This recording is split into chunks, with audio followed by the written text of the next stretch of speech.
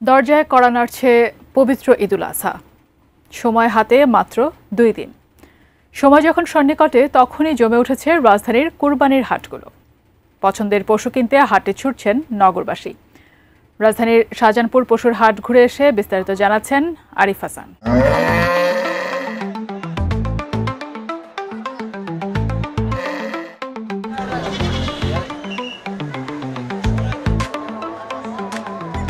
ঈদুল আজহার বাকি আর মাত্র 2 দিন।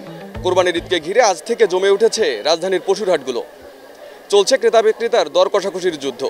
আমি এখন আছি রাজধানীর অন্যতম ব্যস্ত শাহজাহানপুর পশুর হাটে। ক্রেতাদের আনাগোনায় সকাল থেকেই প্রাণ ফিরে পেয়েছে রাজধানীর অন্যতম শাহজাহানপুর পশুর হাট। দেশের নানা প্রান্ত থেকে এসেছে হাজারো গরু।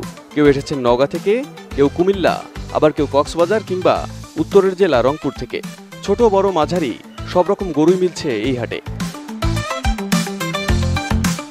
কেউ গরু বেছে নিচ্ছেন নিখুঁত দেহের আকর্ষণে, কেউ আবার দাম শুনে শুধু তাকিয়ে আছেন। ভিড়ে মুখর চারপাশ, যেন ঈদের আগে এক সম্পূর্ণ আলাদা উৎসবের আমেজ।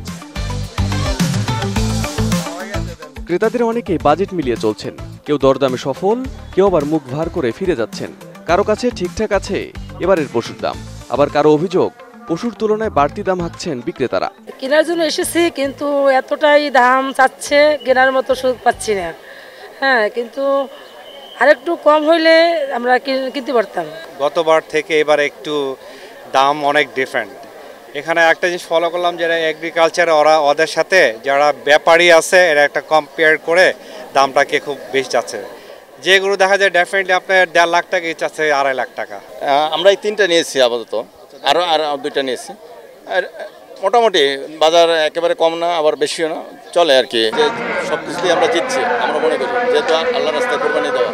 হ্যাঁ, গরু 2-3টা মোটামুটি পছন্দ হয়েছে, কিন্তু এখন পর্যন্ত আসলে দামেরই টাচ আসে নাই। মানে দামেরই করার পরে দেখা যাচ্ছে যে কিছুটা গ্যাপ থাকতেছে, তো এর জন্য আসলে এখন নেওয়া হয় না। গতবারের তুলনায় আসলে মানে ছোট গরু বা এই মিডিয়াম সাইজের গরুগুলার রেটটা একটু বেশি। আবার একটু বড় গরু কিনতে গেলে তখন দেখা যাচ্ছে যে একটু কমেই হচ্ছে, ওগুলো আর কি রেটের মধ্যে আছে, কিন্তু একটু মিডিয়াম সাইজের গরুগুলোর রেট একটু বেশি। তবে বিক্রেতারা বলছেন লালন পালনের পাশাপাশি পরিবহন খরচ বেড়ে যাওয়ায় দাম তুলনামূলক বেশি। তবে জমজমাট ভিড় থাকলেও কাঙ্ক্ষিত দাম পাচ্ছেন না তারা। এমনকি অনেকে লোকসানে পশু বিক্রি করতেও বাধ্য হচ্ছেন। গরু আনেছে ঝিনেরা থেকে, 10 মণ ওজনের গরু 150 দাম করছে। আমরা যদি 300 চাচ্ছি, কত অত নাই মামা, কত দেবেন? 100 নেন, 10 মণ ওজনের গরু। আমাকে মরা ছাড়া আর কোনো উপায় নাই। গরু বেচলাম আমরা 65,000 আর উনারা বলে 60,000, এই দুই কথার মধ্যে আছি এই আর কি। বেচলাম হইলো 3টা করে বেচলাম 6,25,000 টাকা।